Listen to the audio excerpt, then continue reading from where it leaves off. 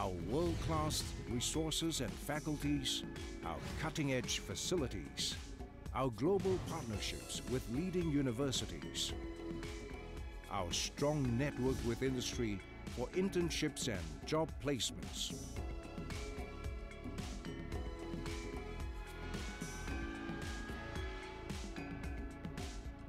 our worldwide research collaboration.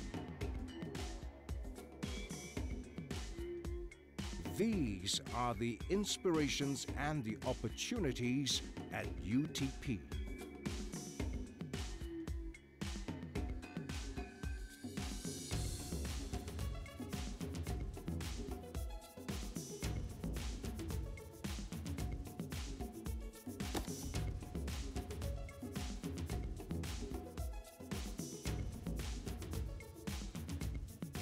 Here, we nurture the analytical skills and intellectual capabilities of all who walk the UTP path. Here we culture the ethics and the attitudes that will shine in the real world. Here we expose ourselves to what it truly means to be human, to be a valuable part of society, to be the empowered people, the game changers who will light up the path towards a better world and change lives for the better.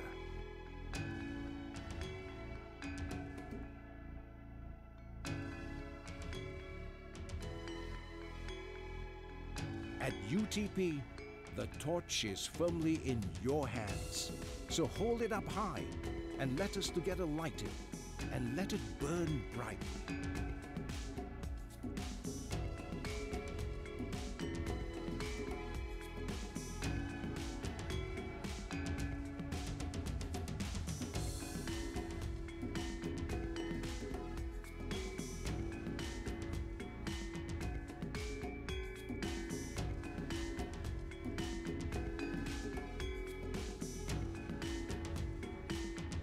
Join us to seek inspiration and achieve your aspiration towards global prominence.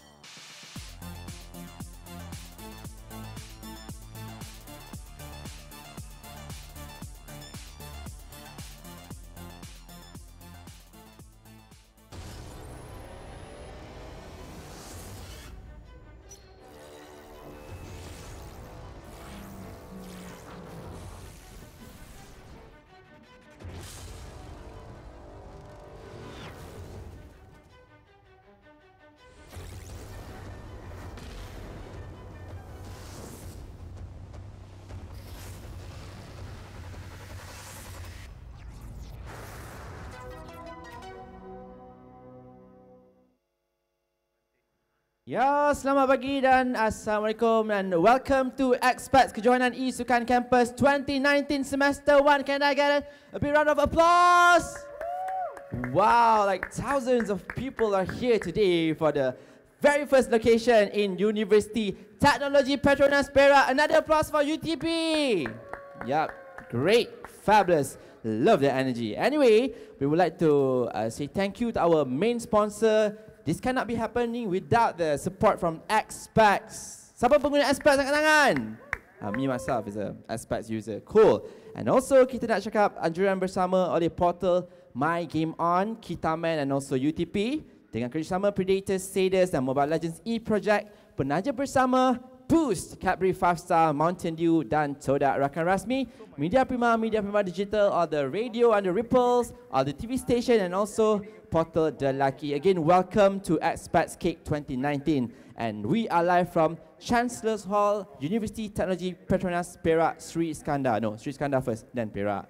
This is a very awesome venue, very nice. It feels like I'm in a Royal Albert Hall, London, listening to some of the best performance from local artists. You know, like it feels very exclusive. So I would like to like, macam sambung master here lah. Got master or not in UTP? Got. I already have master lah. Let's say I continue PhD ke, okay? Right? Okay. For today's session, actually we have amazing educational talk punya session that we are going to share with the penonton here in UTP as well as penonton di rumah. And jangan lupa pada yang sedang stream dekat rumah, anda juga berpeluang memenangi online giveaway RM50 worth of reload voucher from XPAXKEK. Just like the XPAXKEK Facebook page and share the streamline and answer one simple questions and you will win RM50 of reload voucher. And for the students here, don't worry. Walaupun you all tak stream online, you guys can still walk away with some of the amazing prizes by our partners. We have like Cadbury, we have Predators, Saders, Todak, Boost, and banyak lagi yang you guys boleh menang. Hari ini kita ada banyak giveaway session, okay? Anyway, kita tak nak membuang masa. Kita nak terus kepada our first session. So, kenapa orang akan tanya, why do gaming is considered as sports, you know? But it's actually, you can faham the basic of gaming. Professional athletes, they require training, they require a lot of stuff to involve in this multi-billion industry. When I say multi-billion industry, do you guys know? Okay, I nak tanya one simple question. How many people actually tengok League of Legends, mobile game? Mobile Legends punya final last year. How many millions? Give it a try, bro. You don't know. So if you don't know, you can head on to the educational booth outside and you get to know how many people actually tune in to the finale of Mobile Legends every single year. Okay, so without further ado, let me just invite our first awesome speaker. This guy is like a walking encyclopedia because he knows every single thing about legalization in esports, legality in esports. You know, I also don't know that, but I want to know more about legal and how the connection dengan esports world. So without further ado, let me just invite to the stage. I need like a super big round of applause to him. The man himself, Mr. Richard Wee. Okay, apa nama dia? Esports Advisor from MahWengKwai and Associates. Yes, how are you, man? I'm good. Good morning. Good Thanks morning. for having me here. Yeah. So, what do you think of this awesome venue? Really, really awesome, man. I mean, I think I'll come back and study, man. Yeah. Beautiful lake. We'll do a PhD together? Let's do it, man. Shall we? Doctor, right? Doctor, yeah, you know, Dr. Yeah. Richard and Dr. Dia, right? Okay, anyway, I have something for you. Sure. This is a very important present. It's called a clicker. Yeah, it's called clicker. So, you want to know more about the esports legal and whatnot? Because I also don't know lah, like, kalau I jadi professional player, right? So, I boleh main aja atau macam I need some certification, or is there any international body to protect my, you know, well-being as an esports player? So I want to know more about that, Richard. Good questions. So, right? Yep. So I shall pass this thank you. clicker, Present. and the stage is yours. All right, cheers. All right. Thank you very much. Can I first say thank you to everybody who's here. You could be anywhere else in the morning, but you choose to come here, so thank you for lending me your ears for today. Good morning to Media Premier and team, and also XPAXKEK. Fantastic setup. You know, this reminds me of KL Major when at Axiata Arena in WSG. Very well done. Congratulations. And can I also introduce to you my lawyers? I didn't come alone. There's a big group of lawyers doing esports from my firm. My colleague, Miss Leslie Lim, she's a senior associate. Small story about her. When she saw the lake outside, she got excited because she's a dragon boat captain of Malaysia. She represents Malaysia women dragon boat. Last year, she was at Asian Games. And my colleague, Miss Sapna, who is a ardent gym. She cannot live without a gym, so you can't do sports law if you don't do sports. So let me start. I hope I can click this correctly. Is it here? Let me see. Okay. So, quick introduction. I'm from the firm of MahWengKwai Associates. Dato' Ma is a retired Court of Appeal judge. And MWKA, we call ourselves MWKA. We are one of the few law firms in Malaysia doing sports law. And we've been involved in esports law for about 1.5 years now. And one of the reasons why we started offering services for esports is because there is a great need for legal and compliance in esports. Now, when we were discussing this matter with Media Prima, who wanted to invite us over for today, my first question to Media Prima is, apa yang nak kita cakap? Because we are lawyers. I mean, this is a fantastic tournament. Why have a lawyer here? Boring. Then I was advised that can we share about the legality, the governance, isu undang-undang lah about esports. So I said, okay, I can understand that. So let me just start off by asking the question: is esports legal?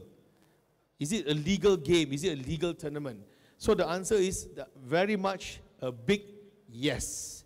It's a very much legal sports tournament, and it's so major that there's even a definition for it. The first should ask, how did we come with the word esports? E-S-O-R-T-S. So this is the definition given by the Associated Press Style Book. So the Associated Press Style Book is the main governing body for press all over the world. This is the Bernama of the world. So who created the phrase esports, and now the whole world use it. And the word S, the alphabet S, is small, not the capital S. So it's E-S-P-O-R-T-S. So that's the first thing, the word. And it's defined by the Oxford Dictionary, a multiplayer video game played competitively for spectators, typically by professional games. So that's a definition of esports, very much a correct definition of what's happening. Now, let me first start off with the acceptance of esports. How esports has evolved from a gaming in a cyber cafe or playing a computer at home, your basic computer games at home linked up to the internet, to what it is now. So the first, on the top left corner, in Malaysia, both the federal government and the state government has acknowledged esports. And while YB Syed Saddiq, who we know are fighting very hard for esports, well done to YB, but a small credit to YB Khairi Jamaluddin. Actually, he started esports sometime in November, December 2017. He launched it, but credit given to YB Saddiq. He decided to continue, and I think he has made it even bigger.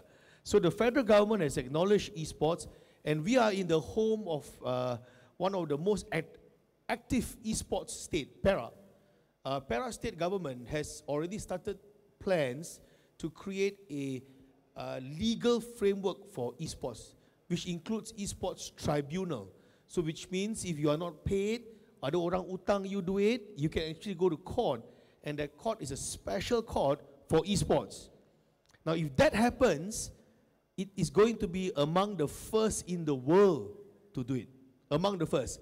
I understand in America and in Europe, there's some form of tribunal, but this one will probably be the first controlled by a government. And that's very, very special to everybody who's involved. Then on the top left, you can see big brands like Mercedes-Benz, Coca-Cola, and AirAsia. They have started to sponsor esports. Now, in the world of sports, ladies and gentlemen, apabila Coca-Cola masuk, maknanya dah besar lah. Usually when Coke comes in, means that the sports is a major sports. So Coke is in now. And on the bottom right side are the tournaments. So we will have the ASEAN Games last year. We had the ASEAN Games last year. And this coming SEA Games in Manila, we will have a proper esports tournament. As you know, there's a selection process going on to select the Malaysia's national team. I really hope we will win the gold at the SEA Games. And of course, on the bottom left side, you see Media Prima here, Astro, all acknowledging these esports. And we even have a special channel called EGG. So this is to show all of us it is now legit. It's very much an accepted sports. Now, this is the example of the prize pool money. I don't have to go into detail, but long story short, there's a lot of money in esports, and they're all legitimate esports prize pool money. So it is a very welcoming development that esports is not just about playing for fun, but orang berdapat pendapatan. We can actually earn a decent living playing the game. So very good. These are all an example of earning capacity of esports tournament. Now, for 2018, this is how we managed to found these stats. This is the esports revenue stream. You can see on the top, on the left side, there's 13.9 million is for the gaming publishing fee. Then the media rights, more or less about 176 million, and so on and so forth. So the biggest chunk is actually sponsorship. You can see 39%. Money is 353 million. So this is just an example of an extract from one of the esports ecosystem. This is not people don't put this kind of money if esports is not legit. So it's very much a legitimate game now. If I can be upfront, maybe there's just a bit too much money in esports. You know, when something has too much money, kadang-kadang we attract the wrong people into the game. And that's where the big worry is that the game may go towards gambling, bad habits, penipuan, match fixing. This is something all of us in the community must stop. Because once this game has too many bad elements, then the sports will drop. So it's something for all of us as a community to work together to make sure that these sports that all of us love don't go down the drain.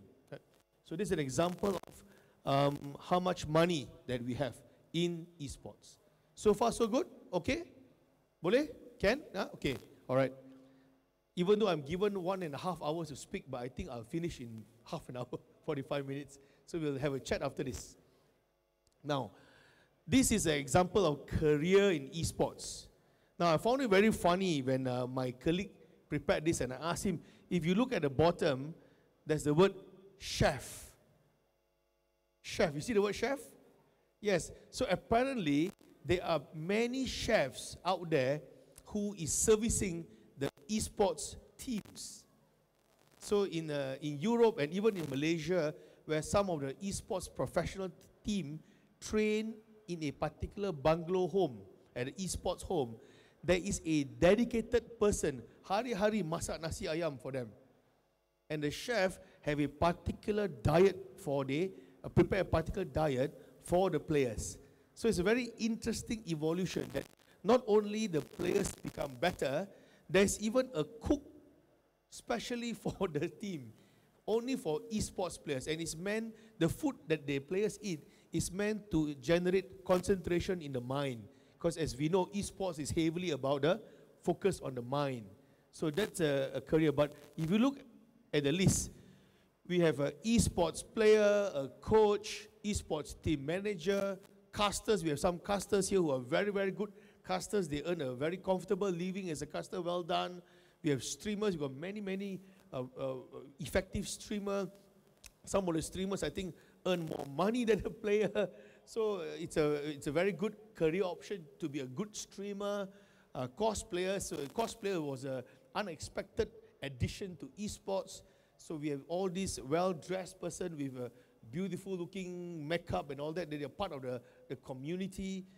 We see psychologists. I've met esports psychologists. It is very important for esports players to be very focused.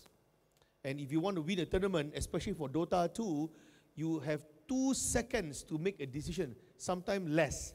And if you make the wrong decision, you lose the game. So it's very important to have psychologists, marketing teams. The whole team here is marketing. Well done to Media Prima Marketing. And look at the amount of people who is earning a salary doing this. Well done. Huh? It creates a business. Chef and of course lawyers like us. Now there are more lawyers in the world doing esports. So it's a good career for us lawyers to help on esports, etc., etc. So these are examples of how esports have developed into an industry by itself, an independent industry by itself. Now, these are some challenges. We want to list down the difficulties ahead. What we as lawyers see as legal difficulties for esports. No sports is developing in the easy way. There's always some challenges. So for example, in football, in Malaysia, one of the biggest challenges is match fixing.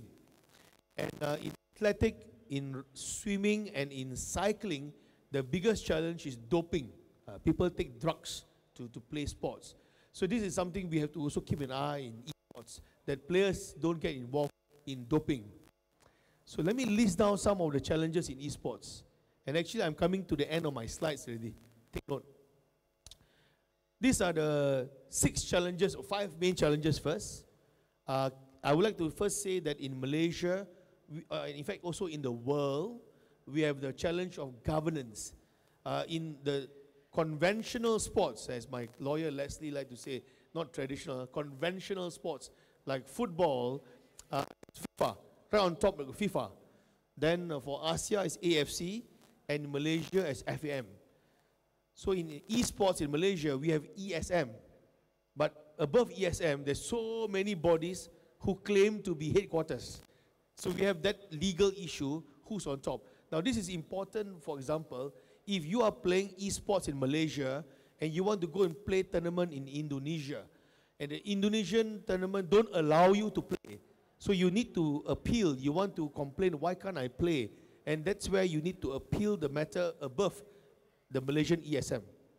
So this is an issue of governance which we have not tackled yet. The whole world is facing this issue on how we're going to govern esports around the world.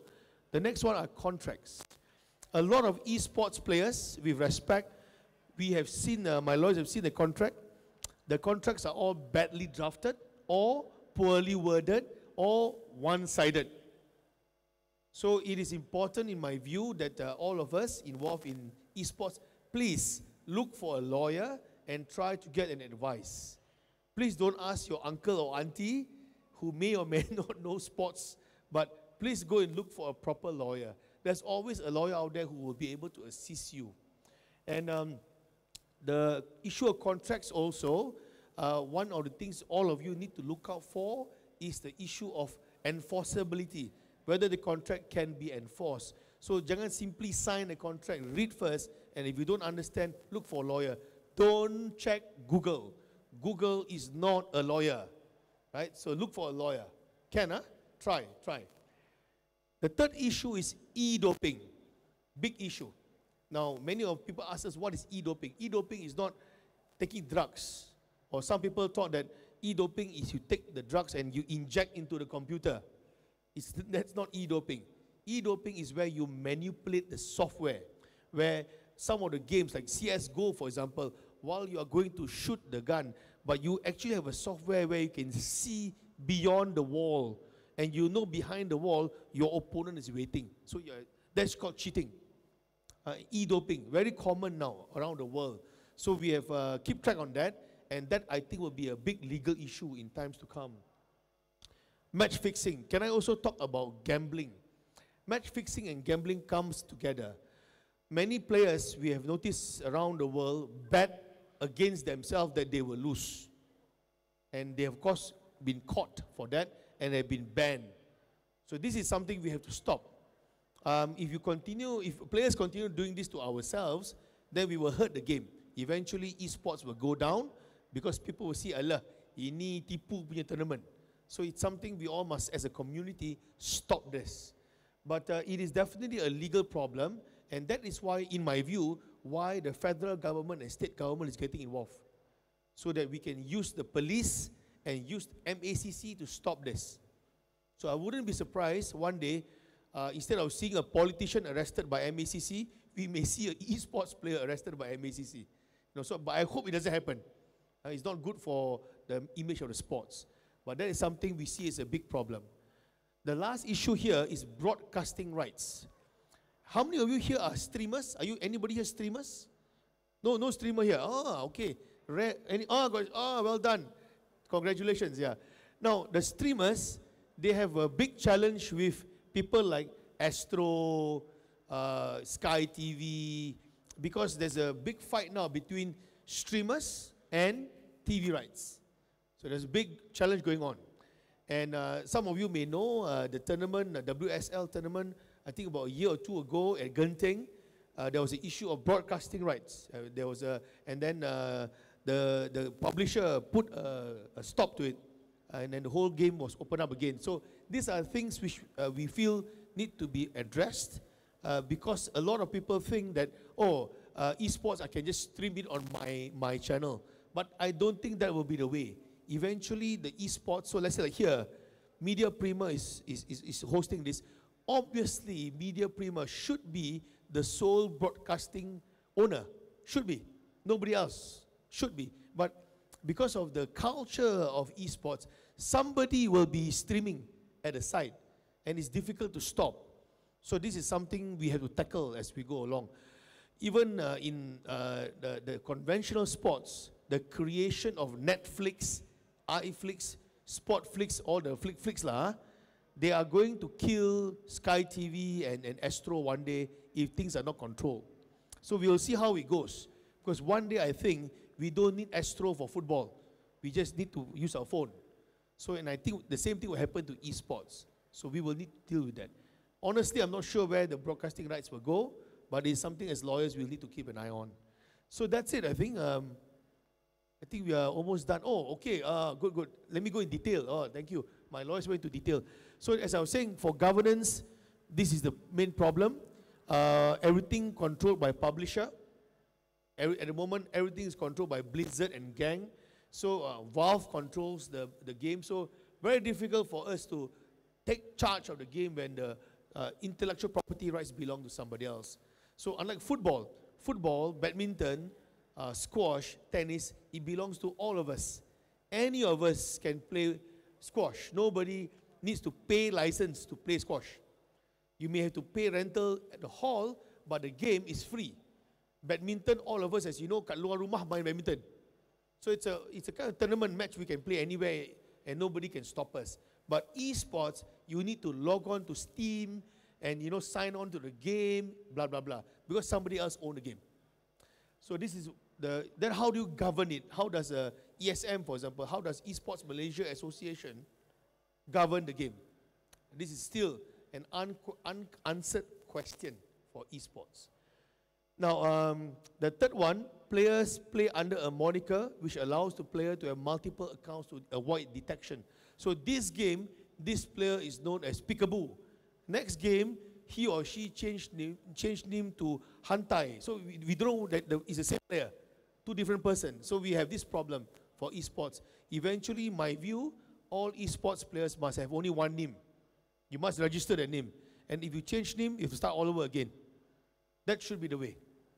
Now, next will be the contract. As I said, unfair contract, not knowing what you are signing. So please get a lawyer, I advise you. So one example is what happened to Smoya. Smoya is a professional player. Despite he was a professional player, he found himself in a contract difficulty. He couldn't get out of the contract. And as you can see, in November 2017, Smoya, he detailed his problems on Twitter. He explained what happened to him. He was benched. And although the contract was worth 36,000 pounds, but the buyout was 3 times more. So he was stuck. So this is one of the problems when the player is not properly advised. So please, I repeat for the 4th time, please look for a lawyer when you do contracts. Boleh? Can? So that's it. Actually, I have a very short presentation only. Is there any question? from the floor. Yeah.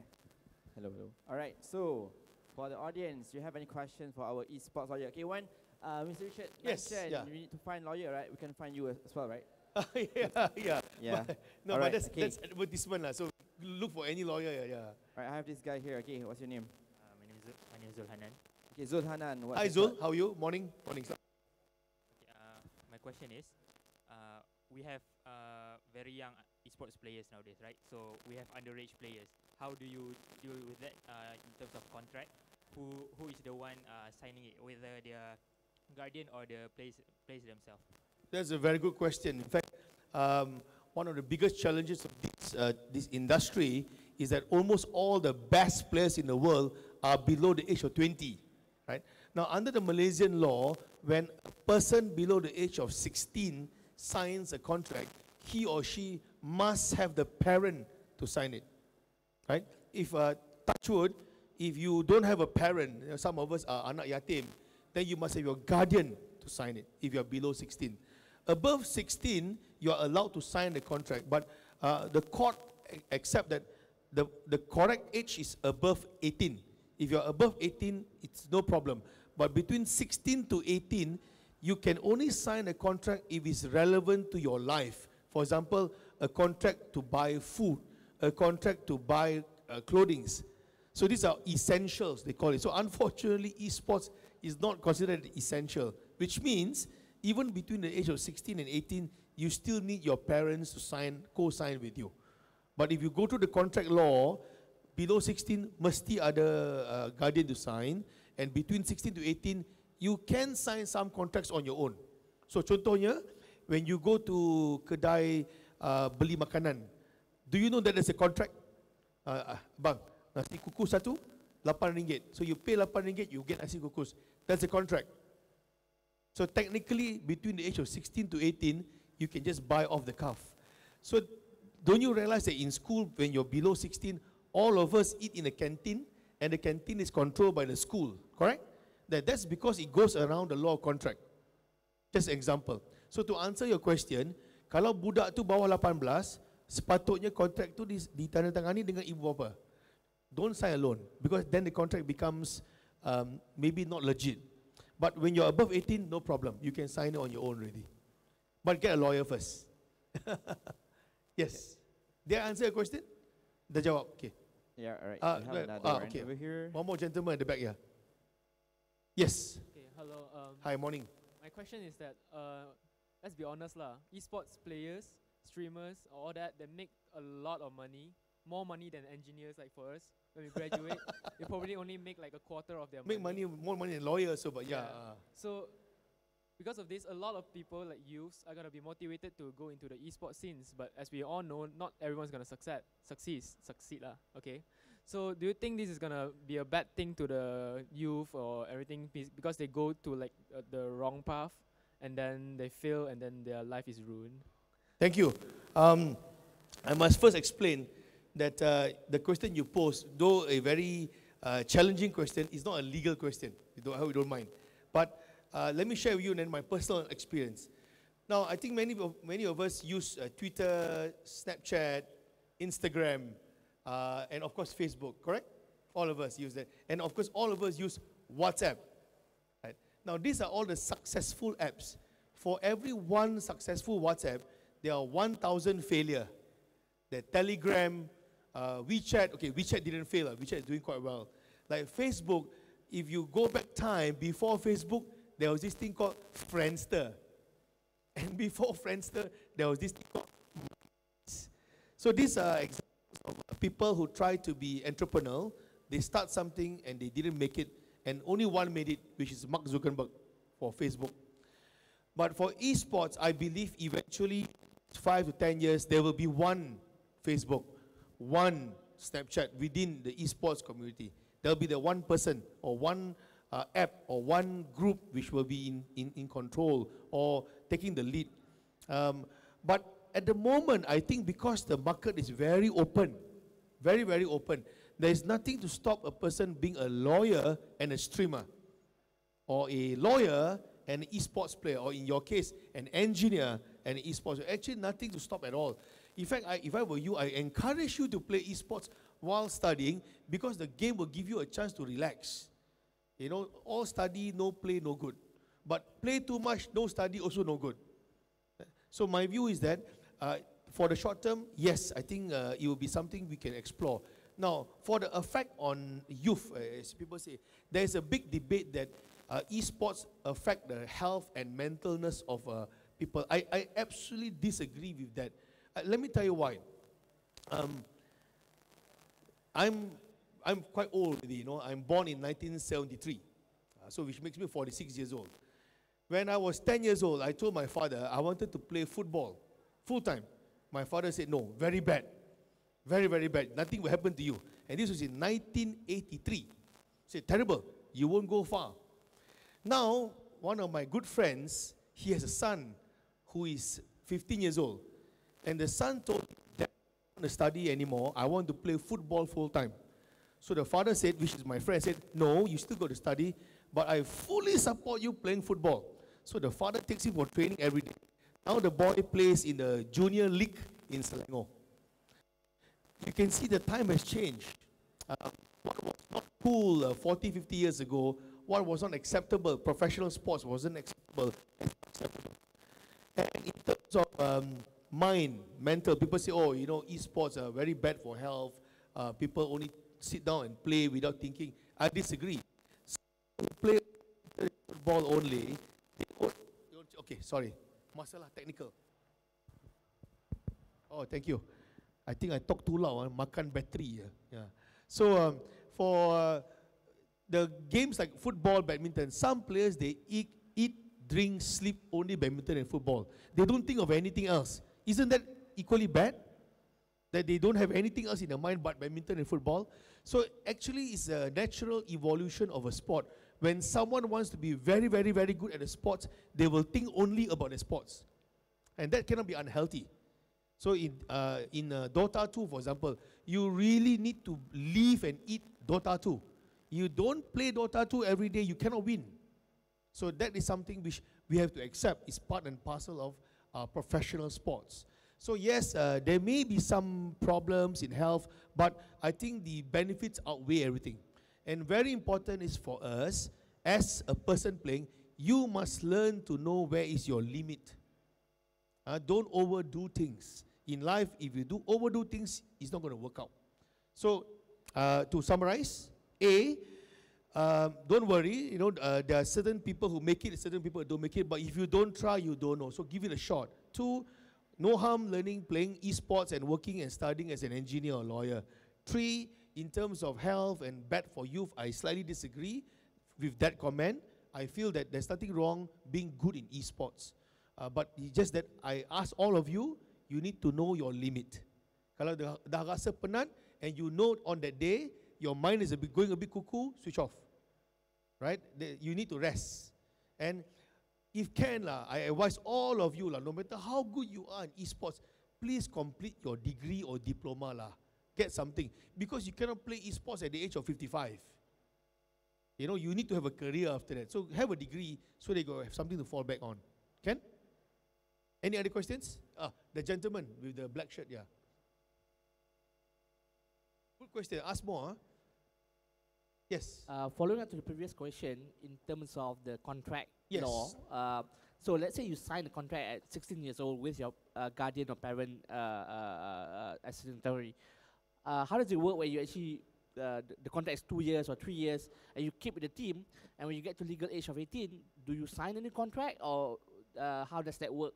So, and it's also relation to how football works, because we know that in the UK, they have football academy from the really tender young age that groom them to become a top player in some of the top EPL teams. So how does that translate in Malaysia in terms of application of training law and protection for these talents? Thank you. Now, it's a very probing question about contract. Now, can I first explain about football, and then I'm going to apply it to esports. You know, in football, or even NBA basketball, Major League Baseball, or you go to Korea, you go to Japan, the sumo wrestling, the way they train the sumo wrestling, they have a very, very good scheme. So let's take football, for example. If you are below the age of 16, the football club gives you a scholarship. So technically, it's not a contract. They give you a scholarship, which, of course, your parents will sign, and you live and eat at the football club and play at the football club while going to school. You still go to school. Then, once they hit 18, then they give you a proper professional contract. So you can still study if you want, but this is your professional contract. Now, for esports, how I will apply that here, I think if I have my way and if I'm able to advise the professional teams, if your player is below 16, you don't sign a contract. You should sign a scholarship with the parents. And so it's like a scholarship system where the parents is still, the kid is still studying but playing game, and the club will sponsor the student. When they hit 18, technically they have to sign a new contract. They have to sign a new contract, technically, unless that scholarship goes all the way until the player is 21. So I need to look at the terms of the contract. But as most of the lawyers, if they advise the team, most lawyers will tell the team to stop at the age of 18, unless there is special reasons to go beyond 18. So I hope that I answered your question, yeah. So if any of you are planning to own a team, my strong advice is that if you find a super talent at the age of 15, a very good Dota player, she's the best Dota player in the world, first lady Dota champion, sign her up, give her a scholarship. That would be one way. A win-win for everybody. And it's legal, it's legit. Can? Okay. Any other question? Do you have more questions from the floor? Well, while waiting right, for, yep. while waiting for, oh, there's no question. Okay, good.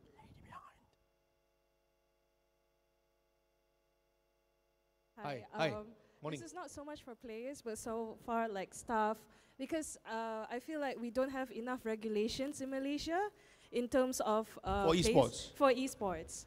So my question is, how do players protect themselves, or what besides contract law, what other laws they can protect themselves, and also like staff of esports events, how do they protect themselves for like say late payments, or like when esports players also get their money late and all that, and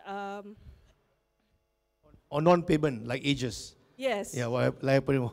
And but the bigger question is, if there is no regulations for esports, what are the laws that I can fall to in Malaysia itself to protect myself as maybe a player or staff or anybody in general doing esports? Thank you. All right. Very good question. Four questions in one. Sorry. Okay, let me try. So if I miss out your answer, please refresh my memory. Yeah? For players, anybody here who are professional players or play quite frequently? Do you play in tournaments? How many of you playing in tournaments? Nobody play in tournaments here. Surely got, right? I see some hands here. Well done. Now, I'm not sure whether you are aware, but there is an organization called MESPA. MESPA. You can Google it now. They are on Facebook. It stands for Malaysia Esports Players Association. MESPA. Your president is Shige, the FIFA player. I think he plays under Frostfire. So that's your president, and your vice president is Baby Uleng. Is that Uleng, right? Vice president is Uleng. Where's Leslie? It's Uleng, right? Yeah, it's Uleng. So these are your president and vice president.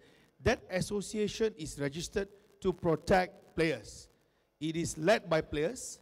Members are players, and it's meant to help and protect players. It just got registered.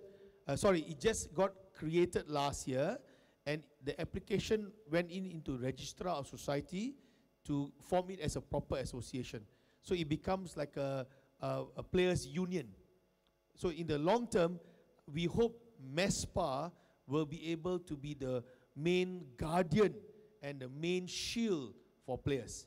So it just started, it takes some time. So that is in terms of governing body.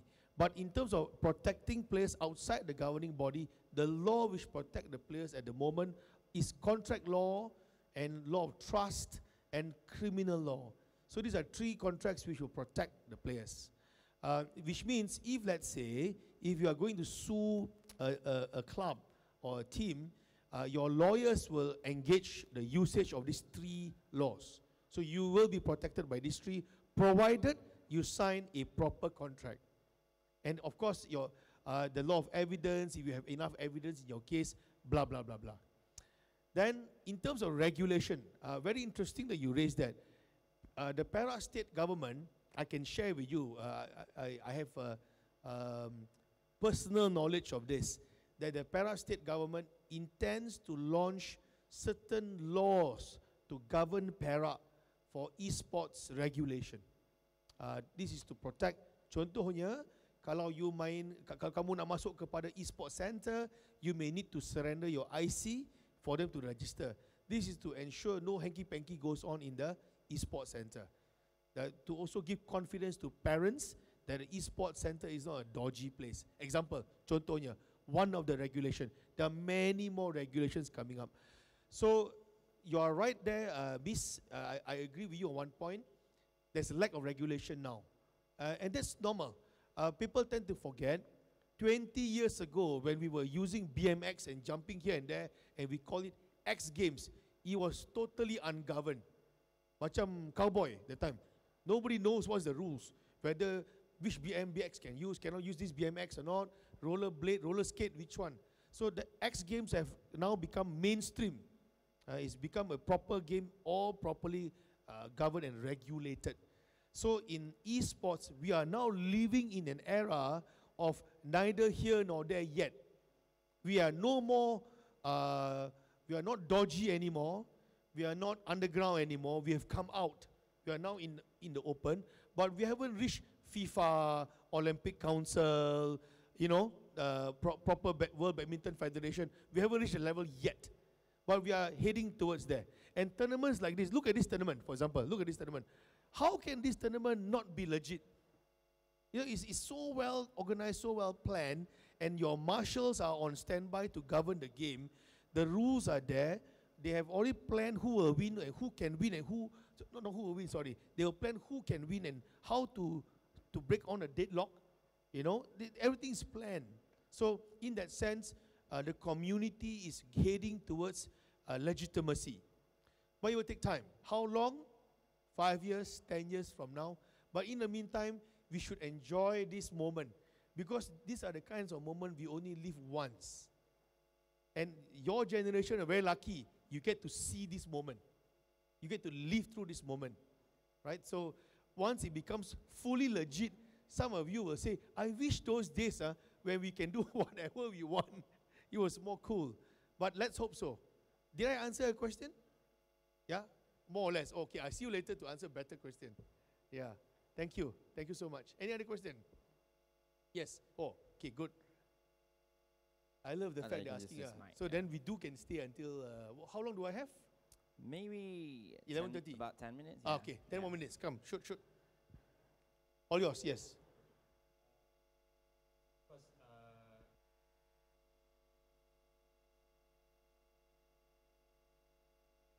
The publishers, yes.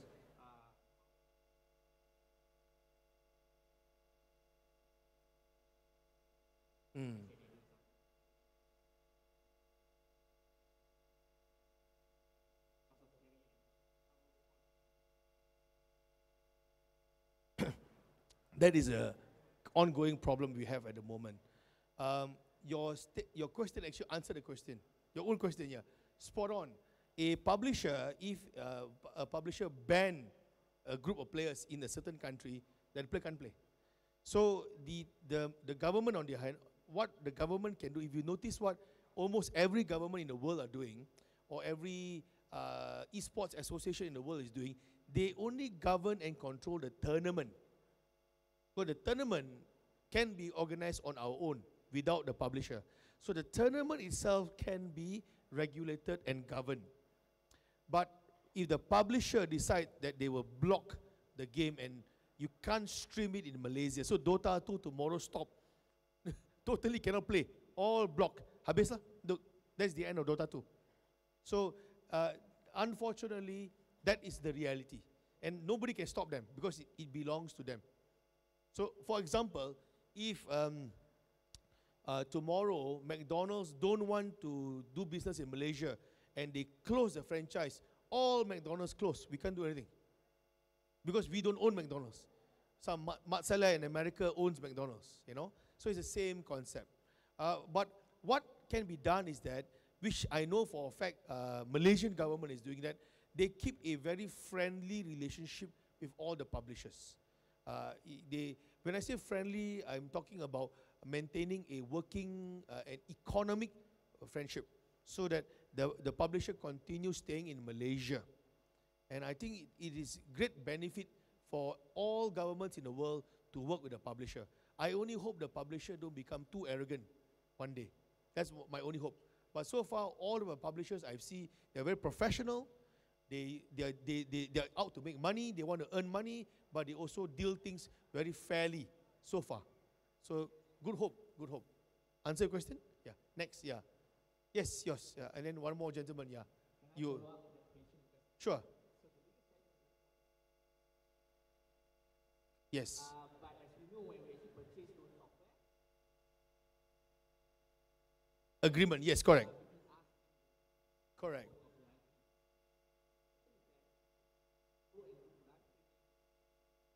Hmm.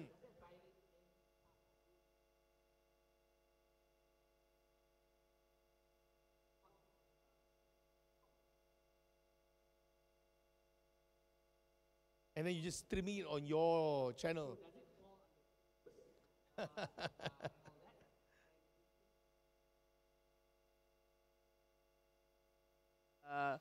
they own the IP, but what the IP being used under is our right as the purchaser of that IP. And whether you can stream it out, yeah.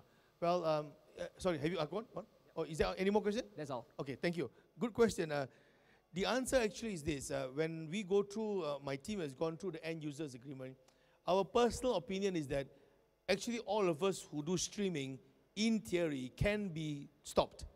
The publisher may be able to stop us. The publisher may have, you look at the words, they say that the publisher have a final say. You go through it. I think it's almost at the bottom of that long document they send you. Now, but so far, the publishers hardly stop anybody. I think the reason is very simple. It benefits the publisher. Right? That so long as streaming goes on, it helps to promote the game, especially new games. It helps to promote the game. So I think at the moment we live in a position where legally the publisher may be able to stop you, but the publisher has no reason to stop you. That's how I will answer you. So for us as the end user, if we use the thing and stream, then you must stream responsibly. You don't go and put silly advertisement there, advertising murder, advertising killing animals, and then the publisher will stop you lah. You know, so I think we as a streamer, we also need to learn to be accountable and responsible when you stream. Did I answer your question? Yeah, because I don't mean to give you a 50-50 answer, but that's the position. It's neither here nor there at the moment. And if you ask a publisher, they will never say, I will stop you from streaming. They will never say that. But will they say, I think you can stream all the way? They also won't say that. They keep that position. They also keep the position in the middle. And we know why, so that they can control. Ken, I think the other gentleman next to you want to ask, yes. Is this the last question? I think this is the last question. Yes, all yours. Hi. Aim towards Malaysia esports scene, if you have any knowledge. And this question might be a bit silly, so bear with me. No problem. Go ahead. So currently, when it comes to Malaysia esports, the games I heard are under like SPS and or MOBA, FIFA, something like that. Is there any plans to expand the genre for esports such as fighting games? To bring in more games into Malaysia. Okay. Unfortunately, that's not a legal question, but I will speak with you based on my knowledge. The answer is yes. I understand that there is great demand to bring in more new games into Malaysia. You know, but what games is going to come in first? Unfortunately, I'm not so sure. But don't you think it's better for Malaysia if we bring in more games? Right? We are a very active esports community. Some of the world's best, for example, Dota player is here in Malaysia. So I think we should bring in more games and try. I think Malaysian people love to play games. And I think we can do very well in esports. Okay? So, okay, thank you so much for your Q&A. Thank you, terima kasih. I hope I'll meet the lady later and have a chat with her. Can I end by saying this? When you deal with esports pertaining to rules and regulation, read what you are getting into, understand what you're getting into. If you're not sure, ask a lawyer, check with a lawyer. There are about 18,000 lawyers in Malaysia, in Peninsular Malaysia. And Sabah and Sarawak, there's another 3, 4, 5,000 lawyers there. Plenty of lawyers, just ask them. Right? Of course, they will ask you for some legal fee. You negotiate with them a reasonable fee, you can help, get help. Can? So, good luck with all of you. Can I wish Media Prima and team good luck in the tournament? All the best. And let's hope the Kejohanan campus become the best. Huh? Cheers. You, Richard. Thank you. Good luck. Thank you again to Mr. Richard Wee from MahWengKwai Associates. I got it right, Richard?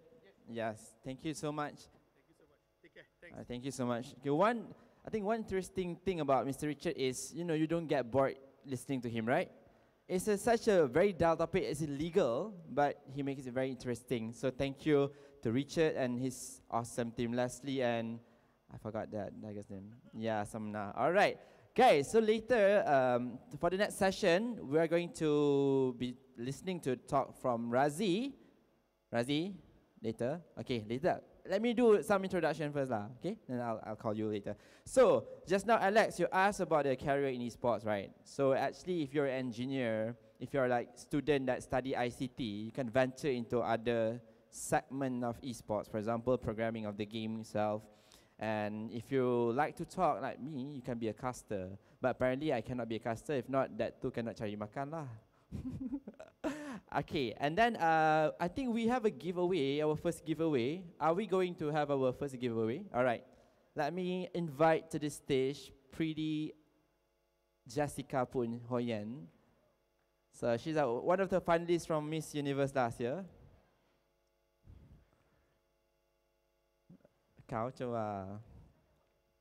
Alright, so inside this awesome bag, there are few amazing items from our sponsors. We have some Cadbury, and we also have the main prize is another special one is, alright, this one, gaming mat by, this is an awesome, mactech.my. Alright, so this is the last, the main prize for this giveaway. Okay, for the first one, wow, a lot of cards inside here. Hundreds. Anyone here yang dah tak kat dalam ni tak? Ada kat tangan tak? Tak ada. Langsung tak ada. Dude. Okay, the first winner for giveaway is UTP 00023. UTP 00023. Calling. UTP 00023. First, second, and now I'll reserve this first. Second one is got or not? UTP 00037. Oh, yeah, God. Tepuk sikit, tepuk. Tepuk. Congratulations. Student UTP? Yes. Nama siapa? Shakila. Okay, congrats Shakila. Kena tunjuk. 37. Betul Shakila. Congrats. Dia masuk berita harian ni.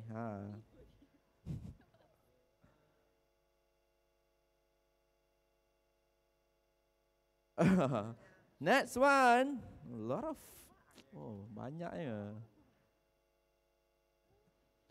Okay, next one, 00062.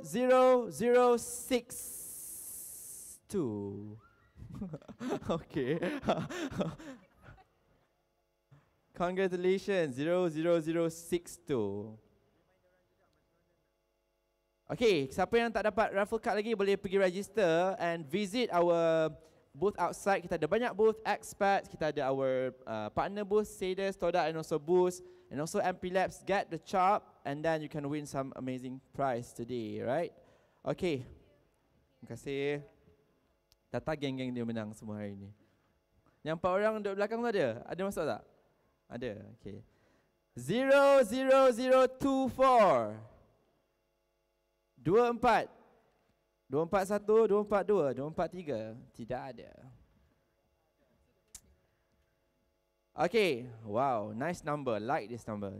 0, 0, 0, 4, 5. 45, 45 ada tak? Ada tak? Oh ada, tu pakai topi tu. 45. Ada tak percaya? Ya, adalah pemenangnya. Dia macam, betul ke I? 0, 0, 0, 4, 5. Boleh tengok muka dekat skrin, nampak tu? Yes.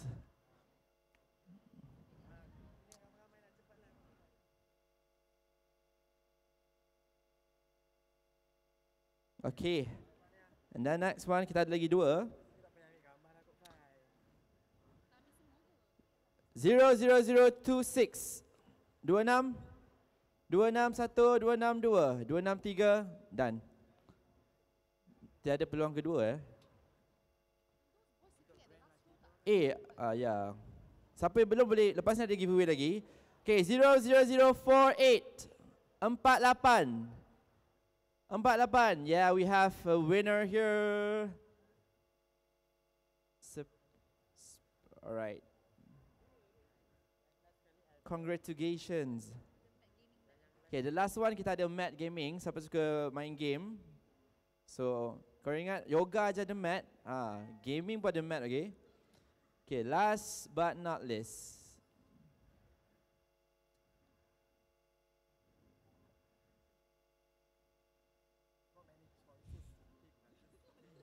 Okay, 0, 0, 0, 0, 0, 0, 00047. So this one dia dapat extra prize, gaming mat. I pun tak tahu untuk apa gaming mat ni. Oh, mouse pad. Okay, it's bigger one for gaming. Congratulations. Alright, that's our first round of giveaway. We are going to have another giveaway after Razi's punya talk. Okay, for online giveaway ada ramai dah menang tadi. Kita like at XPAXKEK punya Facebook page, share the live stream, and also you can win 50 ringgit of reload voucher by XPAXKEK. Alright, okay.